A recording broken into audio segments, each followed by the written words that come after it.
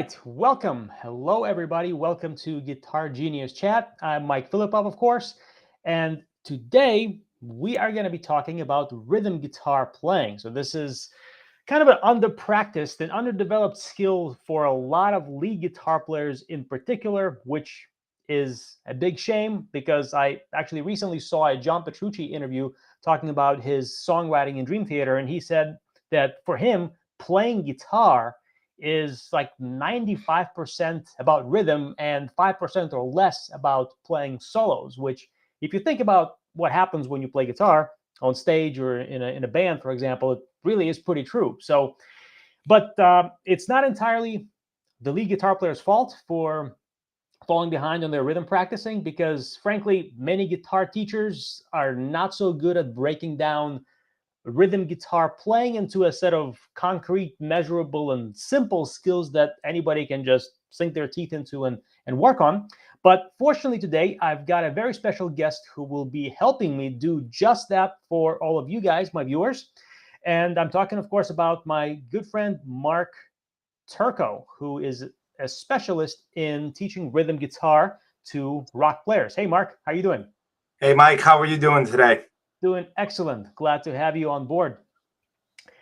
All right. So, Mark, let's just dive into it. Let's say I am a lead guitar player. I've prioritized my lead practicing for years and I've neglected rhythm. Is rhythm guitar even important for me? And just tell me, why should I practice playing rhythm?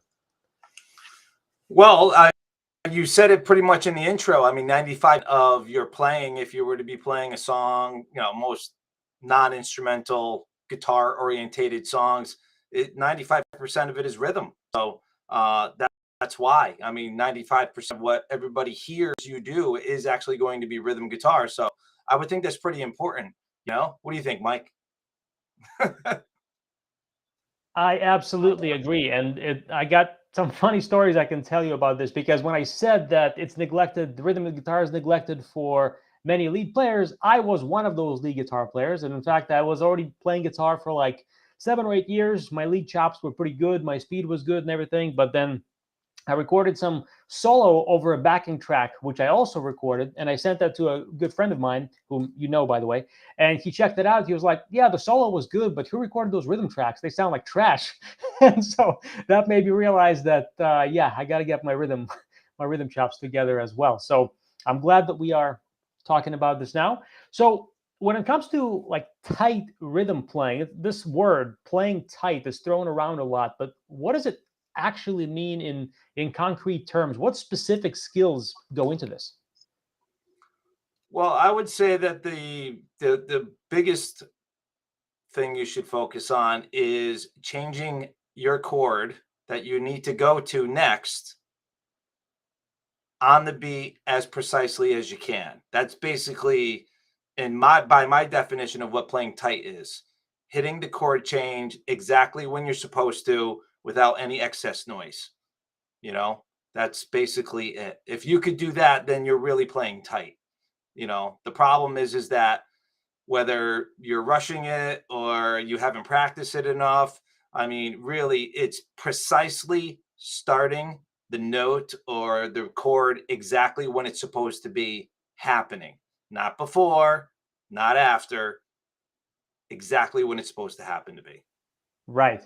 And so how would you go about practicing this? I mean, I understand. So I'm speaking from a viewpoint of somebody who's never practiced this before. So I understand what you're saying, Mark, but how do I actually practice this? How do I know if I'm exactly on the beat or not? And what do I do if I'm not on the beat? You have to make your friends with the metronome. Is really what it is. You're friends with the metronome, and you know that's probably the single most important tool that you can have is to practice with a metronome. And it's actually really hard at first. We'll talk about it a little later, but there's a couple of skills involved in order to do that. But before we get to that, you just need to, if you don't do it, you should start doing it now. That's all there is to it. All right. If you're having trouble, there's a couple things we'll touch on later how it can help, but help ease you into this. But for right now, if you don't practice with the metronome, you need to start practicing with the metronome. And I suggest not even starting with the drum track. Actually start with the metronome, because the drum track is more fun. I suggest that also, but I would suggest starting with the metronome and then moving on to a drum track. Sometimes additional drums, playing in between beats might hide your imperfections. So you want to make sure that there aren't any imperfections there first. And then once you add it in, it'll be more fun, but it actually will also sound better. So what tempo would you recommend starting at? Like, say I'm practicing, AC/DC Back in Black, to make it a little bit more specific, right? If I'm practicing the metronome, do I practice it at the performance tempo, at like the tempo of the song? Do I start slower? Do I go faster than the tempo? Like, what are your recommendations there? I would start at a tempo. I believe you have a term for it. The The term that you threshold of use, control. the threshold of control. Whatever tempo your threshold of control is the tempo in which you need to practice at. So if I remember correctly, your tempo, your threshold control is the speed in which you can actually execute it perfectly for a long sustained amount of time. Is that correct? That is Exactly. that's the tempo you need to practice that at first, to make sure you have it down perfect. Then you can actually take a page out of your books, Mike, and you can slowly increase your tempo. That's okay. Maybe once you clean it up and get it down, that's great. Or you can leapfrog over your tempo and try to play it at a faster tempo than you need to, and then back down to the tempo in which you need to be at and see where you're at. And you could use all of those skills that you use for lead guitar playing, but you could just easily apply it to rhythm guitar playing. It's not a problem. And then also, just to once you have it down, to be able to play everything faster than you need to perfectly, and then it's like a walk in the park at the tempo you're supposed to. Right. Exactly. So what if I'm practicing rhythm and I can't tell if I'm in time or not? So I've got the metronome going and I'm playing and I think it sounds okay, but how can I tell if I'm ahead of the beat, behind the beat? Like, what are some ways you can orally tell this? All right. Well, that is actually the hardest problem. That's what I had mentioned before.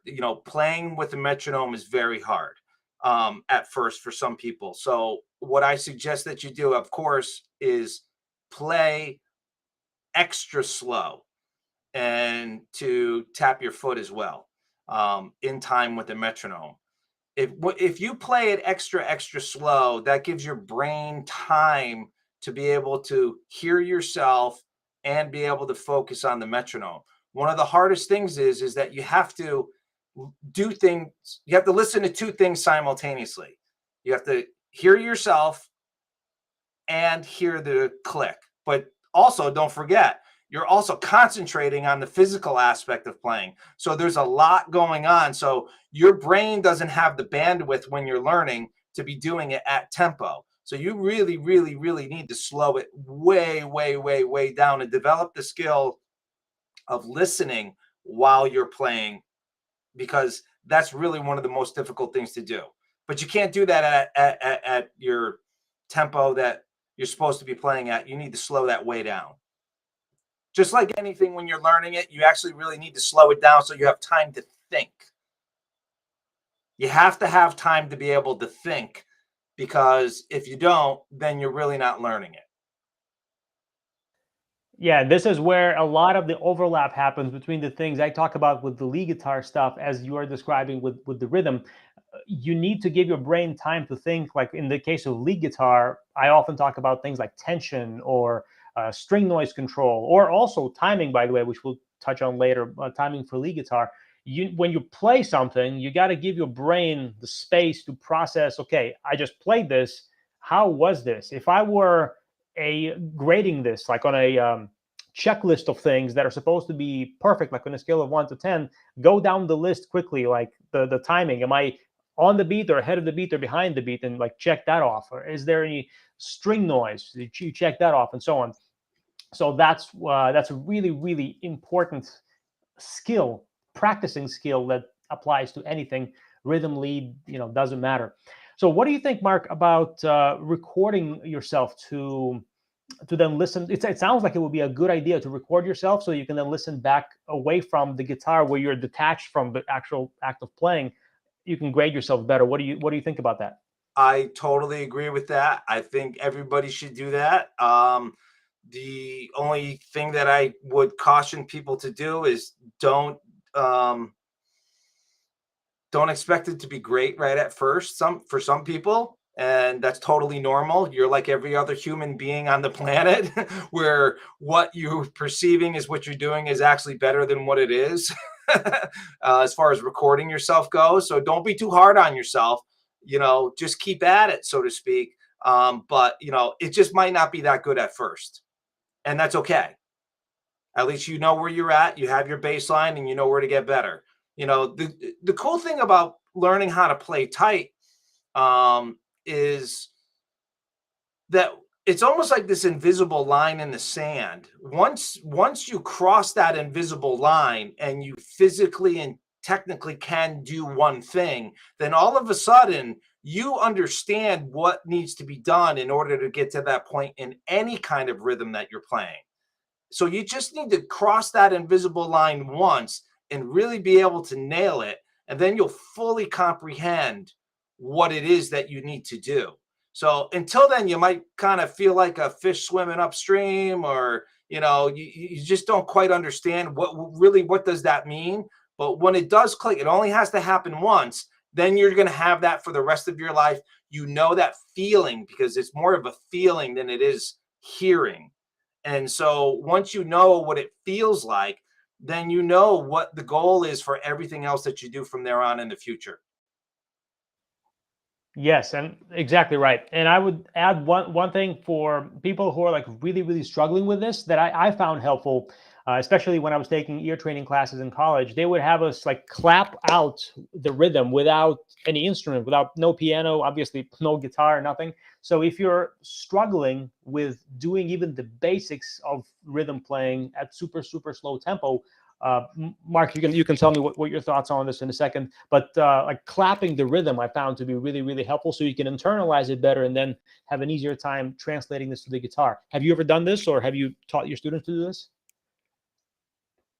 Yes, I vocally make them do it. If you can say it, you can play it.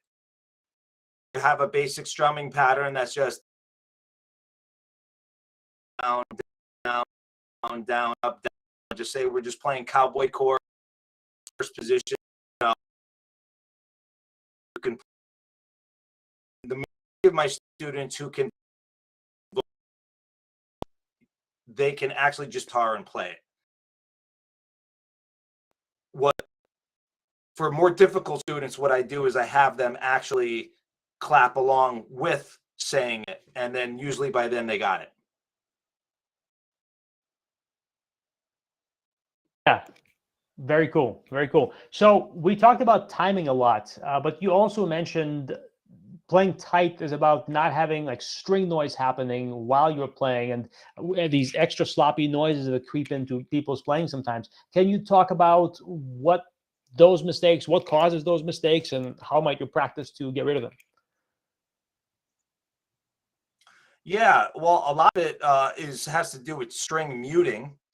Going from one chord to the next. You can not really do a palm mute in the sense of palm muting the chord, but you can actually put these little micro palm mutes in between to dampen the string noise when you're changing, if that's what you're going for, something super crazy tight like that. So, it depends what you're doing, but you might be able to mute the strings with your left hand. You might have to palm mute it with your right hand.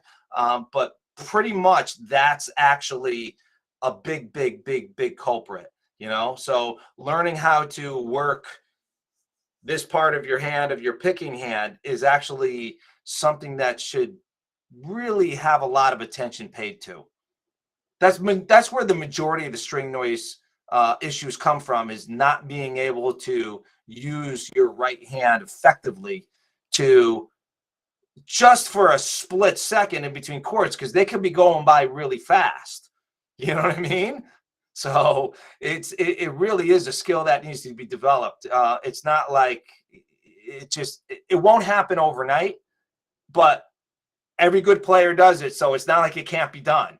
Everybody who's good can do it, So it's not like and it's not only reserved for ultra premium virtuoso guitarists, I mean, it's anybody who's just a solid player that's just in their toolkit. Yes, exactly. And I think just many people, more people can develop this skill. I mean, no, let me take that back. Anybody can develop the skill, but the fact that more people do not develop it is simply just shows that few guitar teachers even articulate its importance, as you just did, Mark. And so it's not that the skill is difficult. It's just that more people should be aware of it, and more people should be doing it, and then more people will have the skill. Yeah, So it's not fun. It's not fun to practice that. You know what I mean? Right. It's not fun once you realize that your lead guitar playing is already here and your rhythm guitar playing is down here, and then you're like, oh crap. That's the problem. I got a lot of students who come in who are lopsided. You know what I mean? They focus so much on that, and it happens a lot, So, but I think I think part of it is that nobody actually really emphasized enough the importance of it. I mean, when I started playing guitar, I wanted to play guitar because I wanted to play in a band. That's the reason I played, not because I thought it was. I didn't have this romance with the actual instrument at first. I wanted to be a guy to play in a band. That's what I wanted. That was my objective. So what I learned early is that I could have pretty mediocre lead guitar skills, but if I could play the songs really well, I was wanted. You know what I mean? So my rhythm playing actually developed very early on, and it wasn't my lead playing that came many years later. I got by with just playing lead guitar, barely, but I was always participating and playing in bands and playing out, because what I realized is that, well, if I could play the songs really well, they probably let the lead parts kind of slide if it's not as good as the next guy. You know what I mean? And that kept me working. Right. Yeah, I think a lot of people are lopsided, especially these days with the internet and Instagram, and everybody's showing off their lead playing. So that's what everybody seems to want to learn. But that's not the thing you end up doing most of the time if you actually want to play in a band and do stuff for real, like you're describing. Yeah, absolutely. That's real world. You know what I mean? Exactly.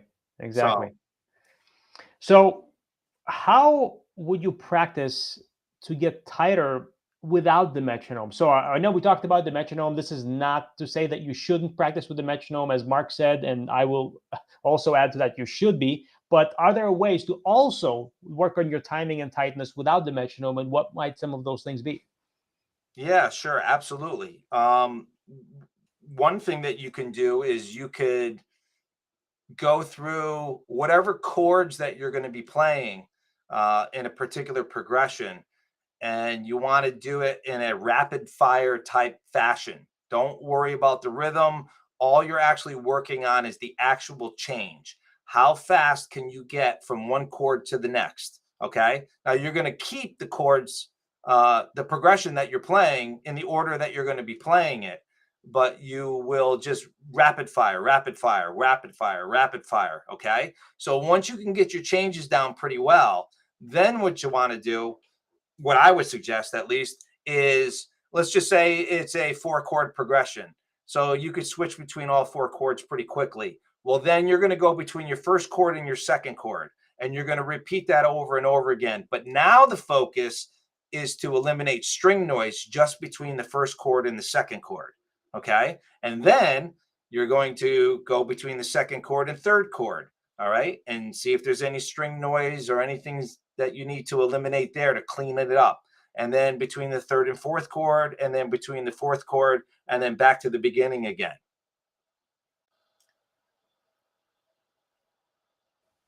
Yeah. So if you guys are paying attention, who are the viewers, the listeners, if you've heard me talk about the similar thing on my channel, my videos with lead guitar playing. This is what Mark is describing here is called focus rotation, where you basically make a list of the elements that have to be dialed in and perfect. And as you practice the thing, whatever the thing is, whether it's a riff or a chord progression or a lead guitar solo, whatever it is, you focus on one element at a time for 30 seconds, for a minute. Make sure that is good, and then rotate your focus to the next thing and make sure that element is dialed in, and then the next one and the next one. And this way your practice, it looks like your hands are just doing the same thing over and over. And if anybody was to walk in your practice room, they would just see you do the same thing over and over. But your brain is, first of all, fully engaged, and second, it's constantly shifting what it is focusing on, and that's what makes your practicing really effective.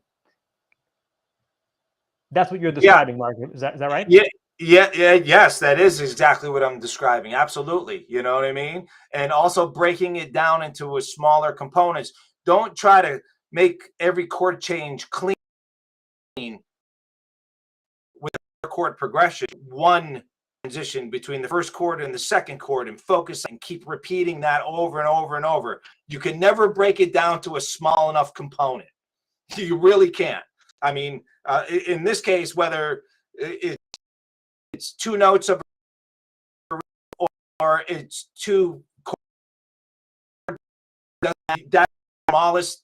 Then, I mean, everybody tries to take on too much all at once.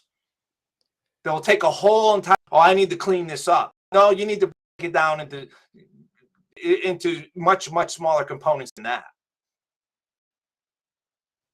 Yes, Again, and when you do, you need to hear it. Yes, exactly. And when you break it down like Mark is describing, you'll find that it's a whole lot easier to practice that way, because when most people try to do too much or too fast or too much too fast, that's what makes it hard. And it's not that there's anything wrong with you, the guitar player, practicing. It just means that doing more than you should be doing. If we, Mark and I, or whoever, were doing it the way that you are doing it, we'd have a hard time too. So, and conversely, if you do it the way we're telling you to do, you're going to have an easier time doing it, and you'll get better faster. Do you agree, Mark? Yeah, that's the way I practice. I mean, I immediately want to get into the pool, and then I, whoa, this is, I can't do this. So let me make it smaller. Let me taste of that. And then it's just like, ooh, I think I need to make it even smaller. And then I need to make it even smaller until I get to the point where, like, okay, this is what I need to do. You know what I mean? And so if you put a timeline, it actually is the faster way to take all these little tiny pieces and make sure they're fine, as opposed to the big thing and try to practice it 5,000 times. You get the results you want faster. It seems like you're going slower, but you're really not. You'll get there faster. Yes, exactly right. That last thing you said, Mark, is really, really important. It seems like you're going slower, but you're actually going to leapfrog over the other guy who's actually doing it slower by trying to cram in too much. So I had one time. I was just going to say, I had a guy that I had met one time, and we were talking about a big task at hand, and he said, anybody can eat an elephant one bite at a time. I thought that. Yeah, exactly right. Exactly. So other than not practicing rhythm at all, what mistakes, Mark, do you see guitar players make when they are trying to make their playing tight? I mean, we already talked about some of them, trying to do too much too fast. But are there any others, like maybe the way they use the metronome that's wrong, or maybe something else that we haven't talked about yet? Well, not really. The way that, well, okay. So, yes. Usually they have their metronome set at the wrong tempo, meaning that either it's in halftime or it could be in double time. So you need to make sure that the downbeat. So all you need to do is listen to your song, okay? And you need to just enjoy your whatever song you're trying to learn or whatever there is. Let's say we're just using a song and just tap your foot to the song. That's the tempo of the song. If there's like a fast riff going on or something, sometimes people will set their tempo uh, twice as fast as it should be. Or if it's the song's in halftime, maybe the riff really isn't being played that way. That's the way the drums are being played. So matching the right tempo of your metronome is actually going to help. So, so the opposite of that would be if you're having trouble playing at whatever tempo you think it is, try doubling it or try cutting it in half, and then it may make more sense to you. So it can go both ways. But the point is you first need to identify what tempo you're actually playing at, and then you need to figure out which not working for you. Then you need to either cut it in half or double it, and sometimes it clicks then. And then once you got it, then you can go to the real tempo of the song. So experimenting with the metronome is okay. You know what I mean? But knowing what the real tempo is to begin with is very important. Then you could figure out, am I going to go faster or slower than what the recorded tempo is? Yeah, very good. I agree. And something to add to both this question and the previous one that I thought of just now when we talked about improving the tightness of playing without the metronome. One thing I found really helpful is listening to your favorite band, but just focusing, trying to tune out the vocals, the lead guitar stuff, the keyboards, just listening to the rhythm and the drums and how tight it's all locking in. And the purpose for doing that is to give yourself a baseline or a reference point, like a goal to aspire to. Because when you listen to, let's say, fast, shredder or lead guitar player, you can tell, oh, wow, he's really fast. You know what fast and clean playing sounds like. So you can tell when your lead playing doesn't sound like that. Not just that it's slow, but it's not as clean or vibrato is not as good or whatever. But for rhythm guitar playing, oftentimes the reason why it seems so abstract and like you don't even know where to begin is because you don't even know what target you're shooting for. But if you spend more time just listening to whatever bands you like listening to, just pay attention to the rhythm and the drums, you will find it easier to then compare the sound of your rhythm playing to that and notice flaws, whether it's in the timing or the muting or the articulation or whatever that you need to focus on. That'll make it easier. Have you ever done that, Mark, or what are your thoughts on this? Yes, absolutely. Especially if I'm learning a song, like let's just say it's the type of song where I don't know, it starts off with just the guitar, bass, and drums, and then the vocals come in, and I can't really hear what's going on very well. So not only is it part of learning a song, but I could pick up on more subtleties of what they're doing if the vocals aren't there. So I actually look for parts of the songs where there's no vocals going on so I could actually really hear what's going on better. Sometimes you can't get rid of the bass, but if you get rid of the vocals, because that's always going to be the loudest and on the top, you can definitely extract a lot of information just focusing on those little sections. Another thing, which you may not get having drums, but out there in YouTube land, there are plenty of resources where you could just type in isolated track for this particular song with this artist, and then all of a sudden, all you get is that. So that's actually been pretty eye-opening. That's something that I've discovered over the past 10 years, which is pretty incredible that they don't have anyone else in the mix and you just hear an isolated guitar track all by itself.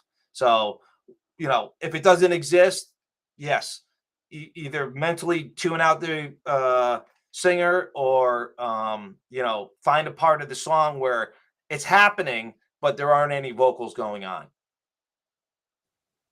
Exactly right. So let's talk about something that rarely gets attention, which is endurance for rhythm playing. This could mean doing like fast downstrokes like Metallica, Master of Puppets style, or playing just a long show without your hands cramping up when you're playing rhythm guitar, which then can cause you to play out of time or make mistakes or whatever. What are your thoughts on how do you practice to build endurance for those aspects of rhythm playing? It's really not building endurance, it's more tension control. That's really, I mean, there is some endurance involved. I mean, if you're going to play for really long periods of time, yeah, okay. If you don't play a lot, maybe your fingertips might get a little tender, that kind of stuff as far as building endurance goes. But everything else comes down just to tension control. It's very much like lead guitar playing. You just need to be able to use tension control techniques.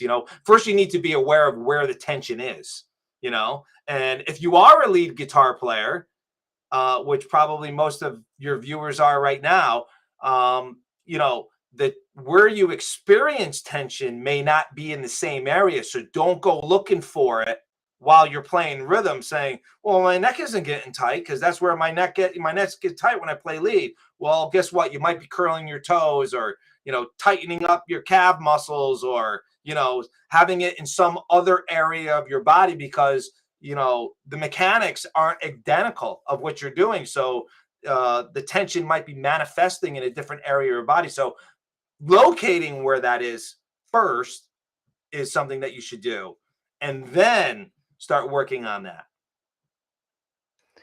Right, and as we talked about before, the threshold of control issue or concept is going to help a lot here. So when you're practicing, you want to find the faster speed where you can play without tension, and then increase the speed just a little bit beyond that. So you are being stretched out of your comfort zone a little bit, but Yeah. not so much that you start losing control. Because the mistake I find people make with lead guitar playing, and I'm sure this applies for rhythm as well, is they either practice too fast, which is like the obvious mistake when you just lose all control, or the less obvious mistake is you practice too slow, and it's so easy that you're not challenging yourself at all. Then your brain goes on autopilot and you don't see any benefit at all. Then you get bored and you just want to stop practicing.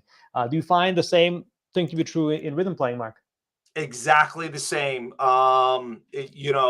Certain problems don't occur when you play slow. They only happen at faster speeds. You know what I mean? So, you could play it slow for 3 years, but you'll never be able to play it better fast unless you start trying to play it faster. You know what I mean? So, yes, that the threshold of control is definitely in play. But just to speak to that one thing of playing super slow, that's not, I mean, you have to learn something super slow so you can understand exactly what you're doing. But once you could play it perfectly super slow, continuing to play it super slow perfectly isn't going to really get you faster. I think there's a parallel directly there with lead guitar playing, speed development. It's the same exact thing. Exactly. I agree. I agree. Yeah. So when somebody's practicing all the things we talked about timing, we've talked about chord changes, we've talked about noise control. How do you measure progress with this? Because it doesn't seem to be a linear thing where, like, on lead guitar you can just see, okay, I'm 10 BPM faster now, so I'm X% better. But how do you tell if you're improving with rhythm and like in a more objective way? Uh, well, first of all, if you have the benefit of recording software, you'll be able to see, if on the grid, so to speak, how well you're doing. If you don't have that, that's okay. You don't need it. It's easy to see if you do have recording software, because it's the grid doesn't lie, so to speak. You know what I mean?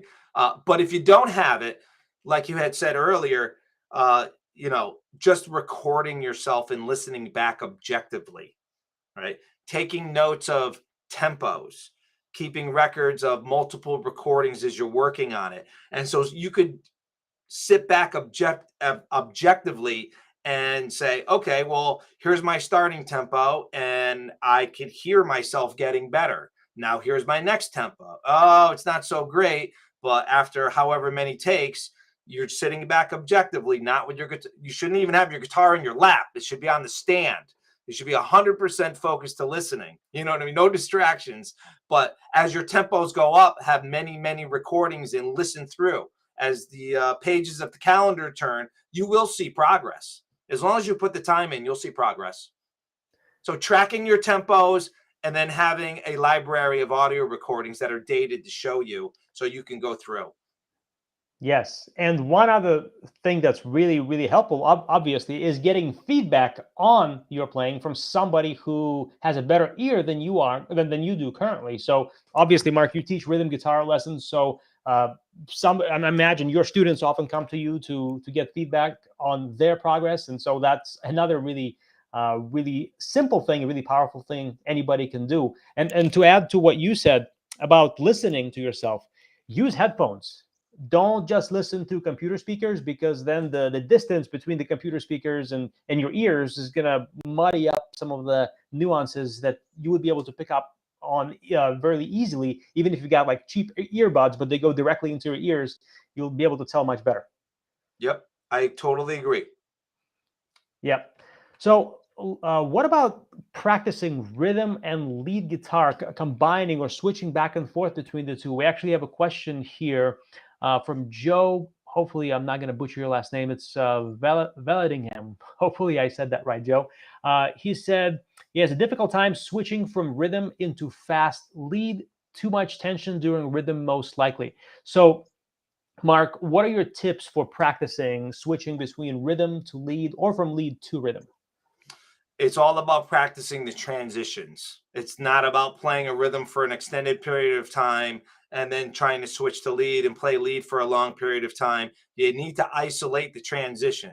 So if it's a quick riff or a super short progression, or even if it's just the last chord of the progression and then getting to the first note that you're going to be playing, or the area, if that's even too much, just getting your hand to the area of the fretboard where the first note is located, breaking it down. It's about the transition to be between the two.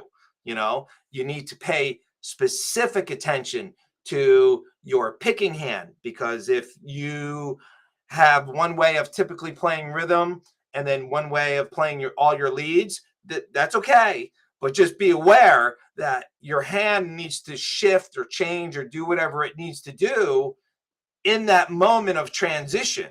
It's not about getting your fretting hand to where it's supposed to be. It's also, you need to be aware of exactly knowing what your picking hand is supposed to be doing too. So there's this breaking it down into super tiny components, and slow it down if you have to. You have to think, okay, I have to put my picking hand in this position to play rhythm, and now I'm transitioning over to lead.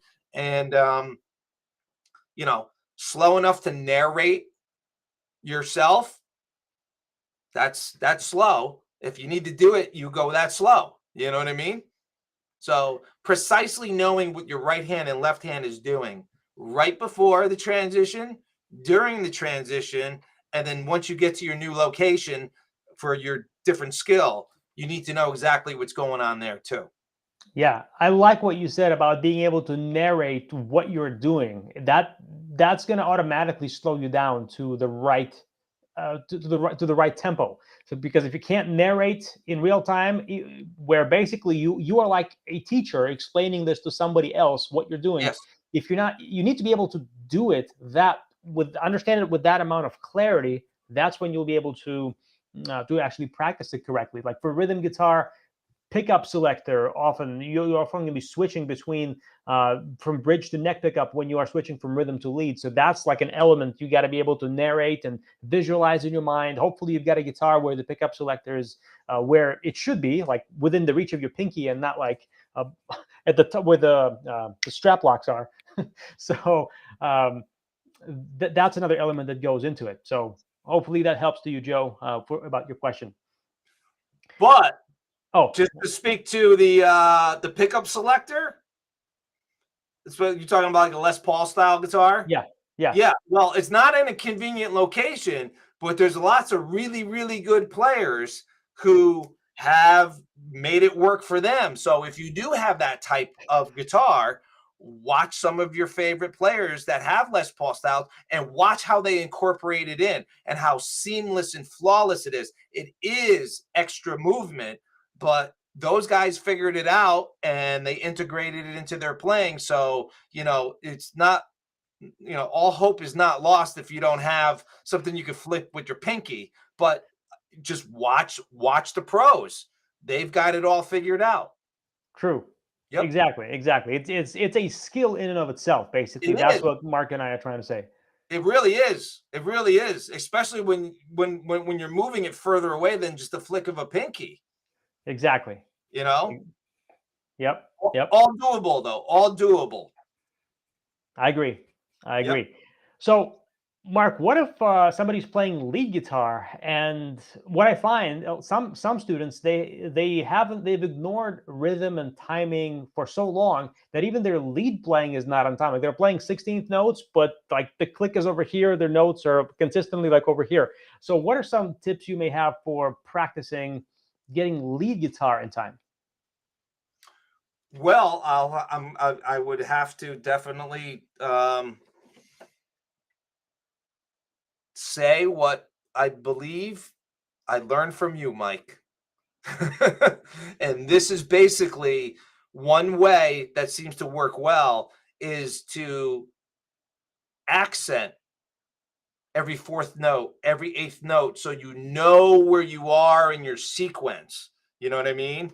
It works really, really well for rhythm playing, but that forcing yourself to over accent, even if it's totally obnoxiously, you know what I mean? That will really, really keep you on track. And it's one of those things that it might take a while for you to get the hang of it. But again, it's the invisible line. Once you cross it, you know what I mean? It'll be much easier in the future to anything new that you're learning. So being able to give yourself these landmarks of where you are tempo wise, where you are as far as in the measure, or is it a new measure, or is it halfway through the measure, whatever it might be, you have to give yourself these landmarks, and you're truly going to understand that you actually are right where you're supposed to be, or you're not. Yes, exactly. And to add to what you said, Mark, what I found really helpful for lead guitar timing is basically what you said, accenting, but more specifically, just focusing on the first note of the beat. So whether you're playing 4 notes per beat or 6 notes per beat, it's easy to get overwhelmed by the sheer number and the volume of notes that you're playing. And then you're Yeah. like, oh crap, like which note am I on? Where's the beat? But if you just know that you need to focus 1 note per beat, basically, the other notes are like the train cars. Basically, they just all follow along with the train that's pulling all the wagons. So if you get the first note to be on top of the click, then the rest of the notes will generally follow. That will help you to keep the overwhelm down. Yeah, I agree. Yeah, I was talking in terms of playing slow, but yes, when you're playing fast and you're playing 4 notes for every beat, then you accent every beat if Yes. that's what it takes. Yep. Yep, Totally. absolutely. So we got a question from Kevin Rame, who's asking about the threshold of control. It says, I'm interested in the idea of threshold of control. How do I find where my threshold is? So, Kevin, I actually have a video on my YouTube channel.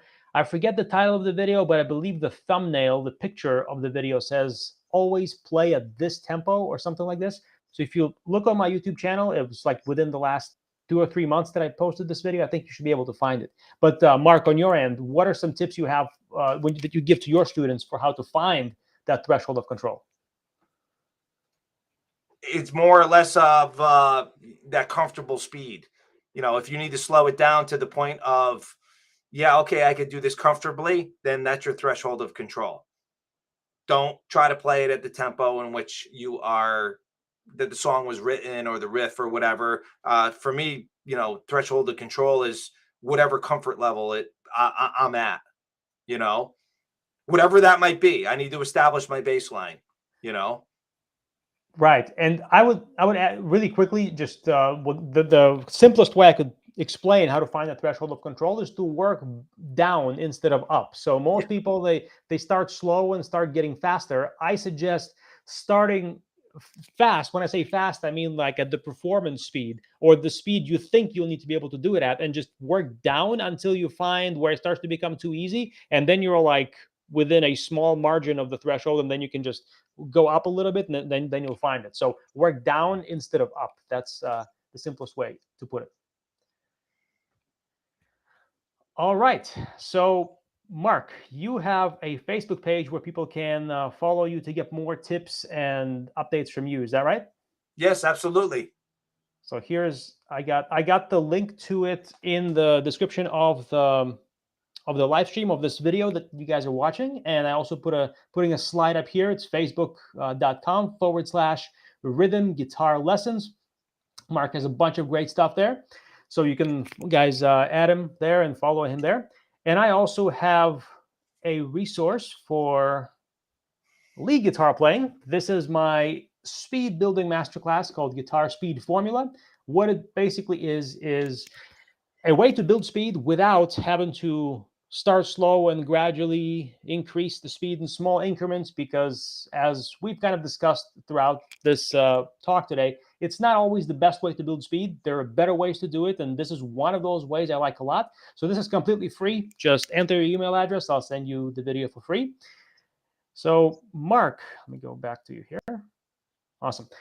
All right, Mark, thanks very much for joining us today, for sharing your insights about rhythm playing. And this is a very underappreciated, under-practiced skill for many guitar players. So hopefully all of you guys who watch me on YouTube will start practicing rhythm now and become better all-around players. So Mark, thanks a lot. Thanks, Mike. Awesome. All right, guys, let's wrap this up here. Have a great rest of your week, everybody, and we will see you soon. Take care. Bye-bye.